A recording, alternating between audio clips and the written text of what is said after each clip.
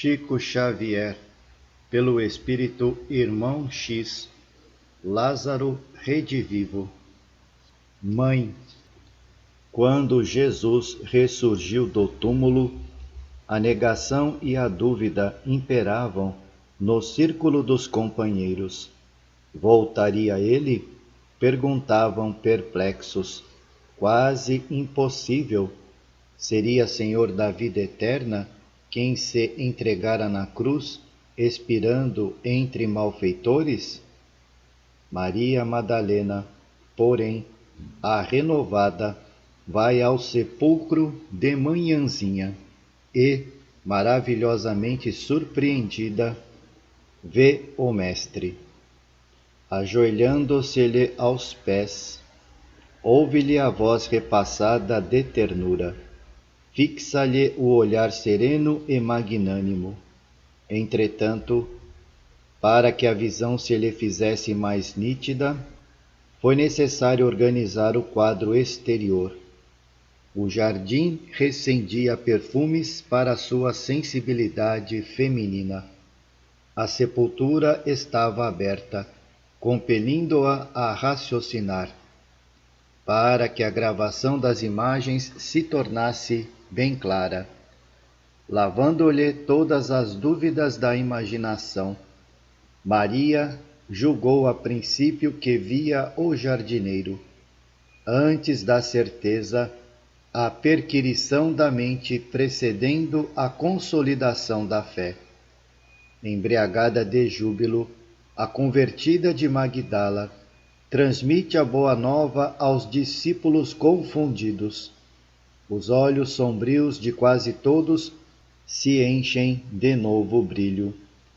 Outras mulheres, como Joana de Couza e Maria, mãe de Tiago, dirigem-se ansiosas para o mesmo local, conduzindo perfumes e preces gratulatórias.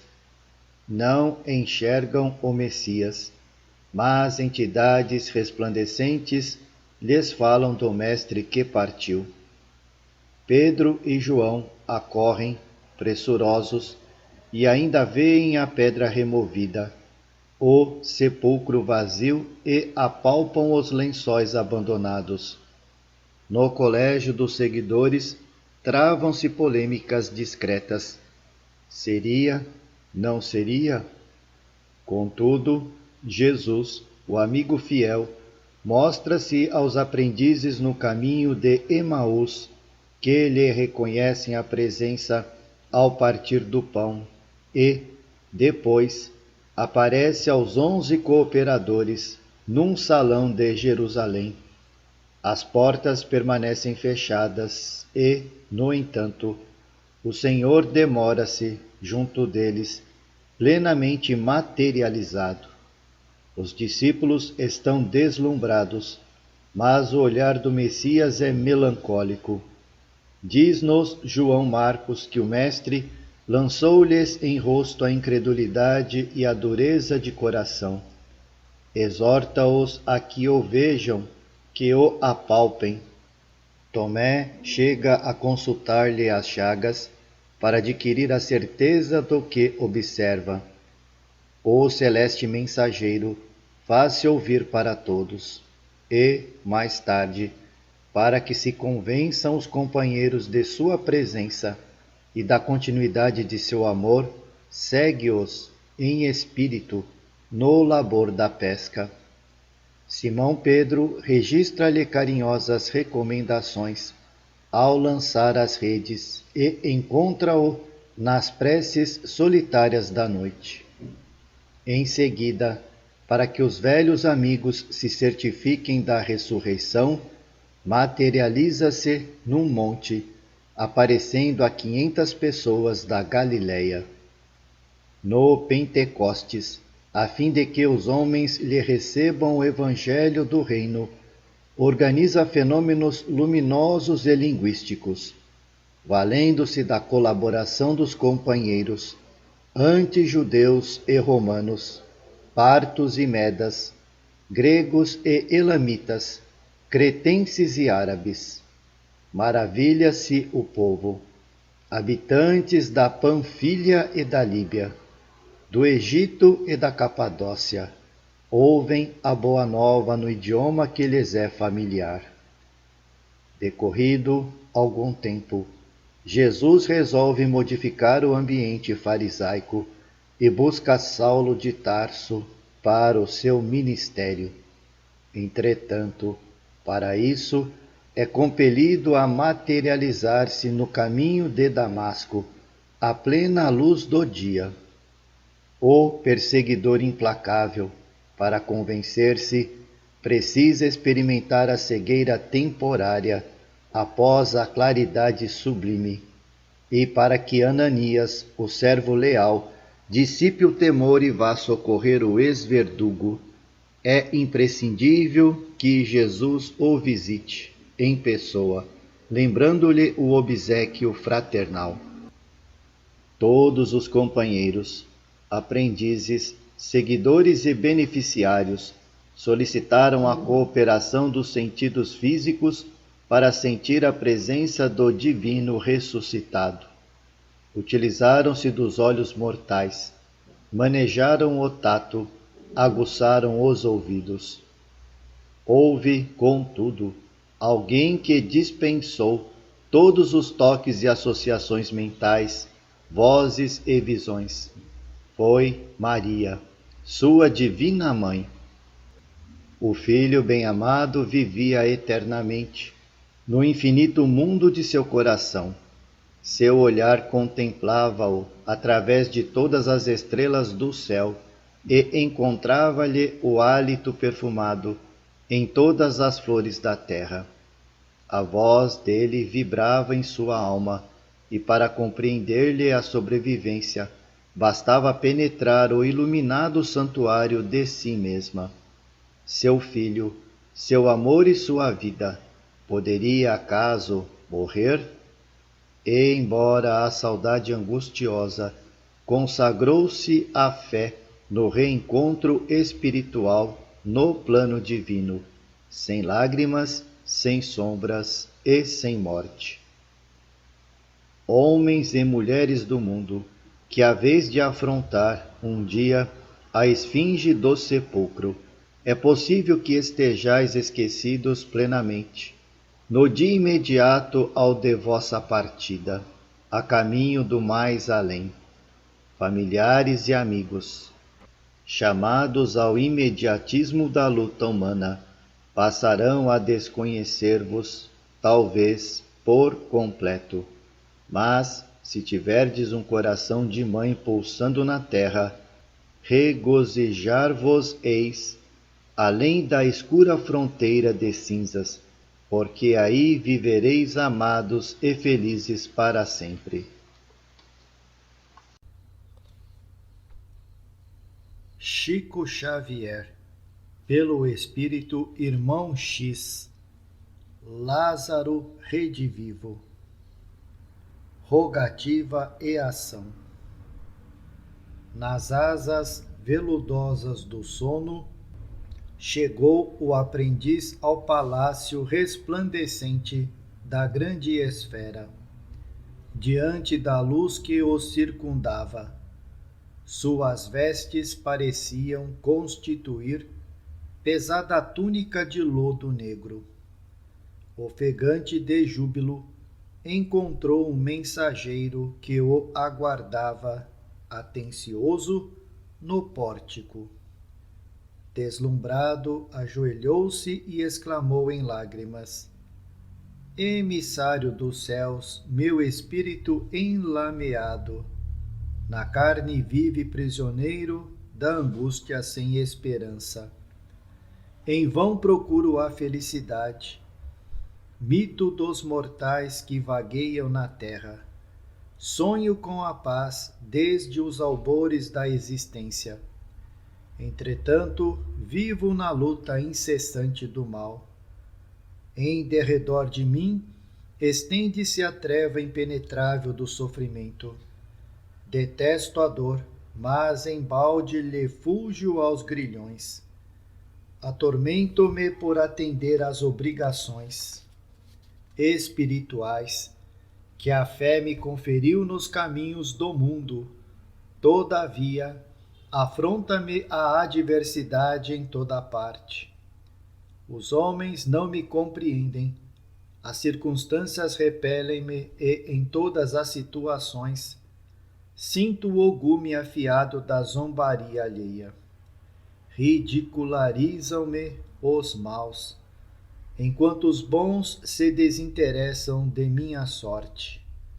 Os ignorantes, preguiçosos em demasia, menosprezam-me o concurso, e os sábios, excessivamente ocupados, não me dispensam consideração. Perseguido por dificuldades sem conta, sinto-me encarcerado em pesadas correntes de desespero. Ouço o sublime convite do Evangelho da Luz, mas permaneço sitiado nas sombras pelos obstáculos e tropeços de toda sorte. Se, no esforço supremo, tento abraçar a verdade, encontro multidões de exploradores cínicos e de mentirosos sem consciência.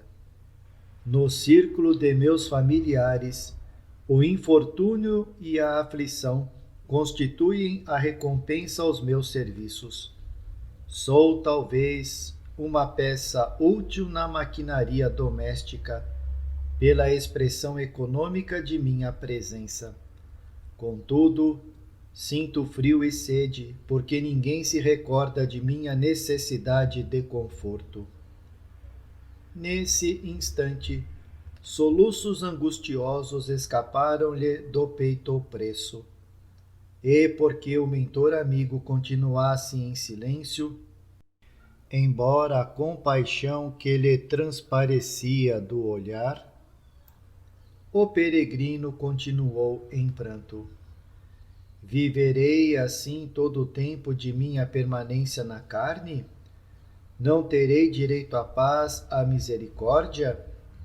Caminharei como condenado a tormento infernal, quando há tantas mãos que abençoam e bocas que sorriem nas estradas humanas? Que fazer para remediar a situação dolorosa e terrível?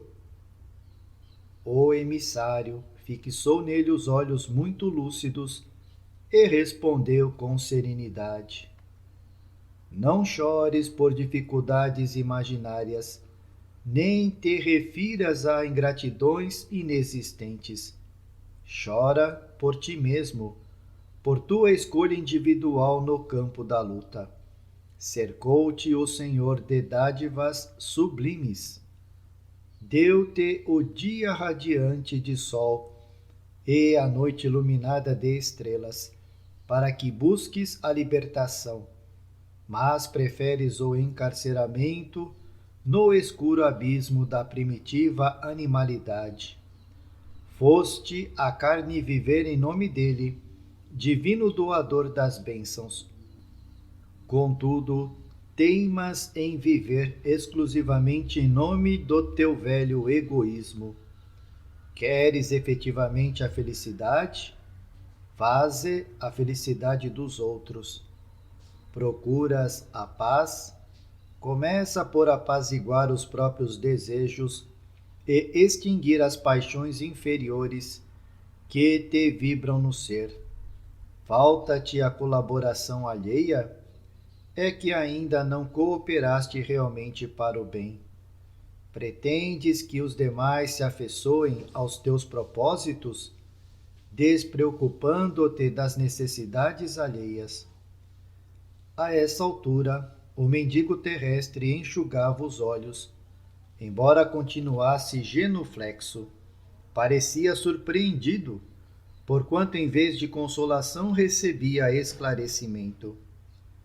A imponderação, continuou o mensageiro, como acontece a muita gente, viciou-te o dom da palavra.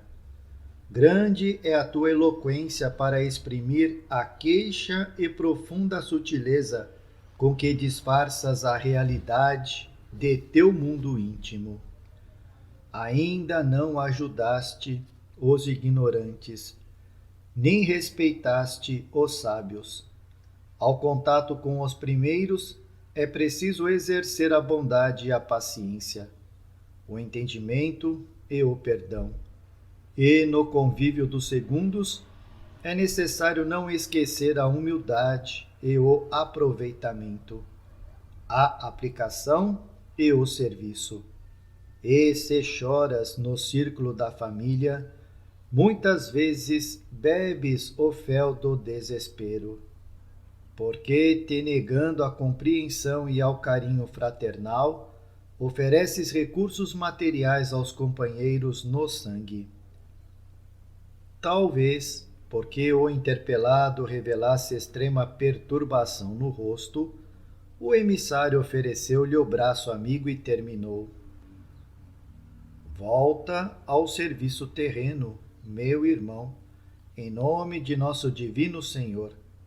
Perdoa e auxilia. Trabalha e espera, praticando o bem e esquecendo o mal. O peregrino da terra estava confundido e humilhado, mas o mensageiro amparou-o, seguindo-lhe os passos no retorno ao corpo físico. Convidado, acompanhei-os com emoção. A manhã ensolarada enchia-se de cânticos festivos. O nosso amigo acordou, vestiu-se e, ao café, uma senhora simpática indagou humilde: meu filho, que direi aos companheiros que te pedem concurso para os tuberculosos desamparados? Nada, resmungou ele, estou farto de gente má. A respeitável matrona voltou a perguntar: e aos amigos de nossas atividades espiritualistas? Diga-lhes que não estou disposto a suportar imbecilidades.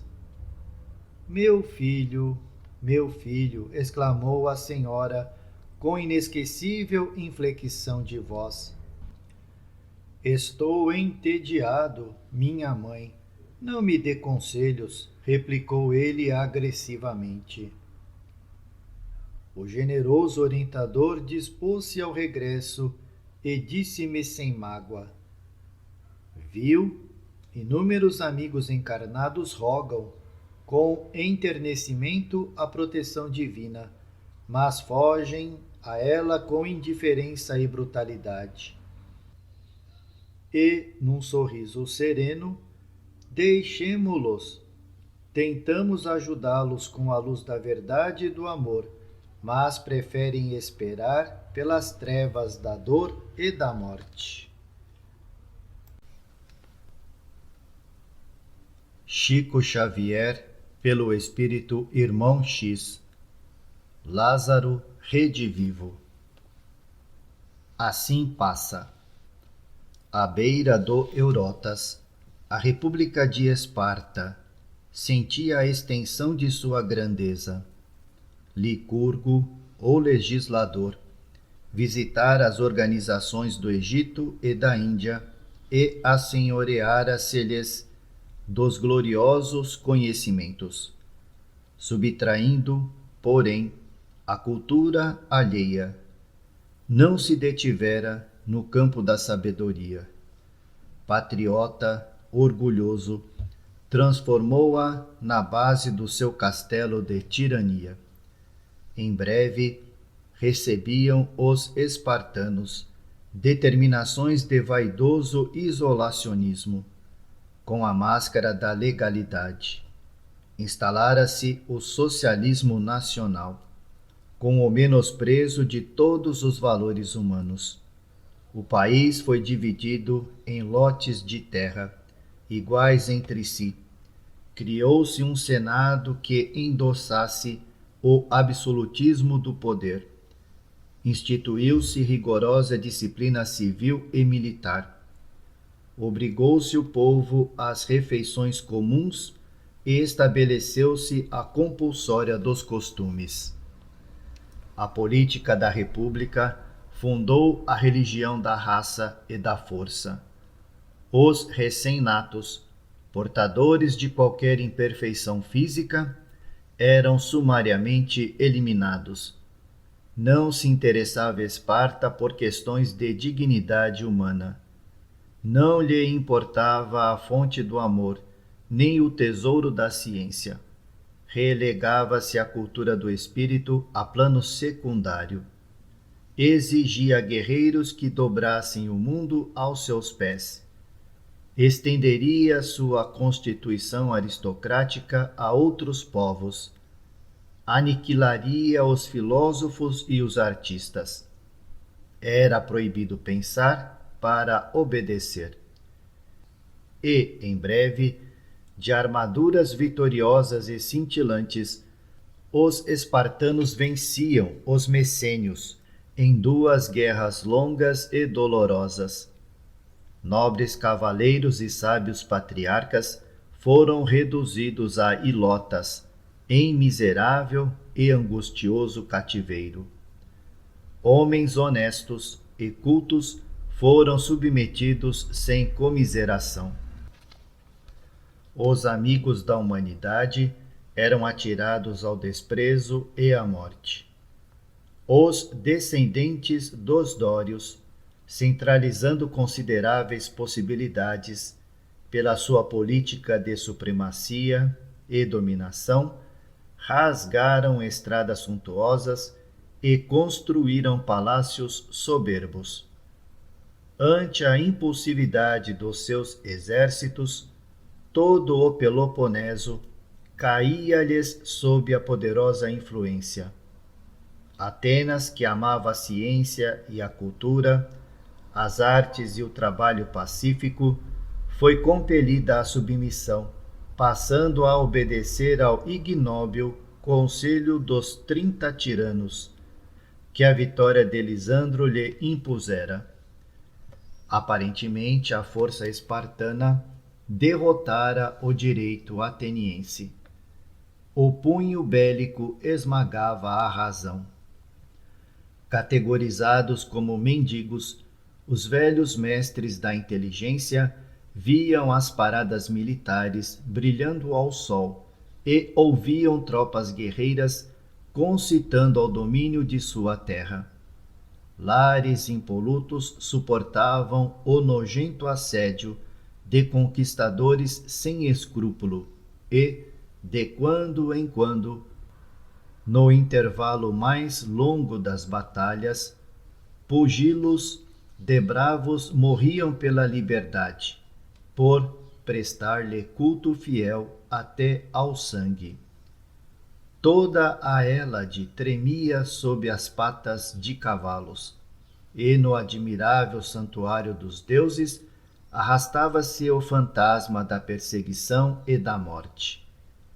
Esparta realizara o seu ideal de brutalidade e racismo, mas, contra a sua orientação despótica, reúnem-se as energias construtivas, e como a defensiva sabe fundir a espada na forja do direito, surge a resistência organizada em toda a parte. A prepotência espartana semeara ódio e rivalidade, ruína e vingança. E não só os atenienses desfazem o jugo indébito. Outras cidades disputam-lhe a hegemonia. Tebas arrebata-lhe o cetro do poder. Em vão o povo ambicioso e autocrata de Licurgo tenta arregimentar as forças que lhe restam.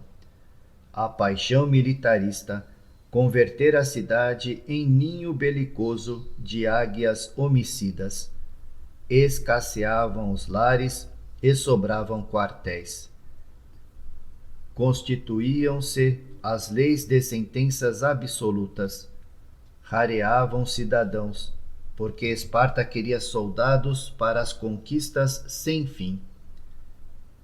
Depois da dominação, as ruínas do cativeiro. Seus generais haviam erguido montanhas admiráveis da força, erigindo colossos de pedra e fazendo milagres de disciplina. Entretanto, A grandeza que parecia invulnerável passou como um sonho. Vencidos por Epaminondas, os espartanos observaram a reconstituição de Messênia, Mantineia e Megalópolis, que lhes haviam assistido ao ruidoso triunfo. E no curso do tempo não restavam de seu império magnificente senão detestáveis recordações nas ruínas da Acaia. Entre as colunas quebradas e capitéis ao abandono, as serpentes fizeram seu ninho e vieram aves agoureiras piar a desolação da ventania e da noite. Observando as imponentes ruínas das grandes cidades europeias, que os fazedores de guerra lançaram à destruição, treme nossa alma, recordando que o exemplo de Esparta antecedeu a Jesus Cristo.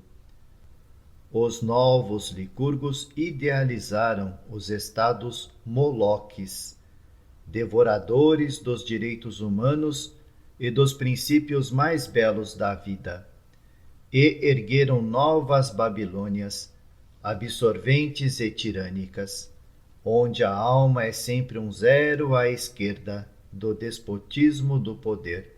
Mas, como acontece há muitos séculos, a morte espreita os castelos da ambição e da vaidade, erguidos com sangue e sarcasmo, e, quando suas torres desafiam o céu, ela convoca as energias da razão e converte a soberbia em miséria e a suntuosidade em destroços.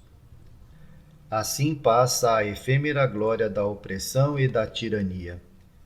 Depois da carnificina das águias criminosas, restam no campo apenas detritos e despojos que a piedade vem remover, a fim de que o homem siga o seu caminho na construção do mundo melhor.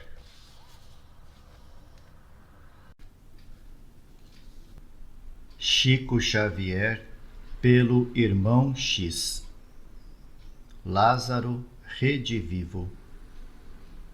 Resposta do além. Minha irmã, valho-me do correio de outro mundo para responder à tua carta, cheia da sensibilidade do teu coração de mulher. Pede-me a senhora o concurso de espírito desencarnado para a solução de problemas domésticos, do setor de educação, aos filhinhos que Deus lhe confiou. Conforta-me sobremaneira a sua generosidade. Entretanto, minha amiga, a opinião dos mortos, esclarecidos na realidade que lhes constitui o novo ambiente, será sempre muito diversa do conceito geral. A verdade que o túmulo nos fornece renova quase todos os preceitos que nos pautavam as atitudes. Aí no mundo, entrajados no velho manto das fantasias, raros pais conseguem fugir à cegueira do sangue. De orientadores positivos, que deveríamos ser, passamos à condição de servidores menos dignos dos filhos que a providência nos entrega, por algum tempo, ao carinho e ao cuidado. Na Europa, trabalhada pelo sofrimento, existem coletividades que já se acautelam contra os perigos da inconsciência na educação infantil, entre mimos e caprichos satisfeitos. Conhecemos, por exemplo, um rifão inglês que recomenda: poupa a vara e estraga a criança. Mas, na América, geralmente, poupamos os defeitos da criança para que o jovem nos deite a vara logo que possa vestir-se sem nós.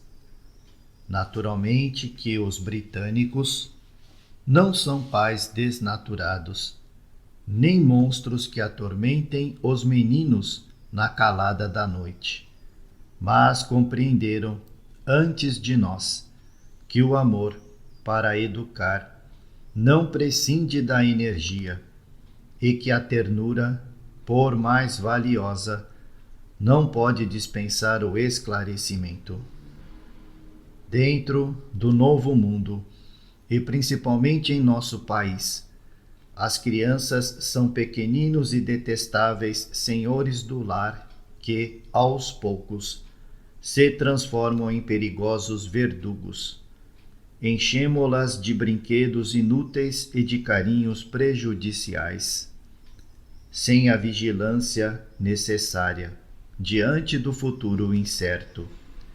Lembro-me, admirado, do tempo em que se considerava herói o genitor que roubasse um guizo para satisfazer a impertinência de algum pequerrucho traquinas, e muitas vezes recordo, envergonhado, a veneração sincera com que via certas mães insensatas a se debulharem em pranto pela impossibilidade de adquirir uma grande boneca para a filhinha exigente. A morte, todavia, ensinou-me que tudo isso não passa de loucura do coração. É necessário despertar a alegria e acender a luz da felicidade em torno das almas que recomeçam a luta humana, em corpos tenros e, muita vez, enfermiços. Fora a tirania doméstica subtraí-las ao sol, ao jardim, à natureza. Seria crime cerrar-lhes o sorriso gracioso com os ralhos inoportunos, quando os teus olhos ingênuos e confiantes nos pedem compreensão. Entretanto, minha amiga, não cogitamos de proporcionar-lhes a alegria construtiva, nem nos preocupamos com a sua felicidade real. Viciamo-las simplesmente. Começamos a tarefa ingrata, habituando-lhes a boca às piores palavras da gíria e incentivando-lhes as mãos pequenas à agressividade risonha. Horrorizamo-nos quando alguém nos fala em corrigenda e trabalho. A palmatória e a oficina destinam-se aos filhos alheios. Convertemos o lar, santuário edificante que a majestade divina nos confia na terra, em fortaleza odiosa, dentro da qual ensinamos o menosprezo aos vizinhos e a guerra sistemática aos semelhantes, satisfazendo-lhes os caprichos. Dispomos-nos a esmagar afeições sublimes, ferindo nossos melhores amigos e descendo aos fundos abismos do ridículo e da estupidez. Fiéis às suas descabidas exigências, falhamos em 70% de nossas oportunidades de realização espiritual na existência terrestre. Envelhecemo-nos prematuramente, contraímos dolorosas enfermidades da alma e, quase sempre, só reconhece alguma coisa de nossa renúncia vazia quando o matrimônio e a família direta os defrontam no extenso caminho da vida, dilatando-lhes obrigações e trabalhos. Ainda aí, se a piedade não comparece no quadro de suas concepções renovadas, convertem-nos em avós escravos e submissos. A morte, porém, colhe nossa alma em sua rede infalível para que nos aconselhemos de novo com a verdade. Cai-nos a venda dos olhos e observamos que os nossos supostos sacrifícios não representavam senão amargoso engano da personalidade egoística. Nossas longas vigílias e atritos angustiosos eram apenas a defesa improfícua de mentiroso sistema de proteção familiar. E, humilhados, vencidos, tentamos de balde o exercício tardio da correção. Absolutamente desamparados de nossa lealdade e de nossa previdência, por se manterem viciados pela nossa indesejável ternura, os filhos de nosso amor rolam vida afora, aprendendo na aspereza do caminho comum. É que, antes de serem os rebentos temporários de nosso sangue, eram companheiros espirituais no campo da vida infinita. E se voltaram ao internato da reencarnação, é que necessitavam atender ao resgate junto de nós outros, adquirindo mais luz no entendimento. Não devíamos cercá-los de mimos inúteis, mas de lições proveitosas, preparando-os em face das exigências da evolução e do aprimoramento para a vida eterna. Desse modo, minha amiga, use os seus recursos educativos, compatíveis com o temperamento de cada bebê, encaminhando-lhes o passo, desde cedo, na estrada do trabalho e do bem, da verdade e da compreensão, porque as escolas públicas ou particulares instruem a inteligência, mas não se podem responsabilizar pela edificação do sentimento. Em cada cidade do mundo pode haver um Pestalozzi que coopere na formação do caráter infantil, mas ninguém pode substituir os pais na esfera educativa do coração. Se a senhora, porém, não acreditar em minhas palavras, por serem filhas da realidade indisfarçável e dura, exercite exclusivamente o carinho e espere pela lição do futuro, sem incomodar-se com os meus conselhos, porque eu também, se ainda estivesse envolvido na carne terrestre, e se um amigo do outro mundo me viesse trazer os avisos que lhe dou, provavelmente não os aceitaria.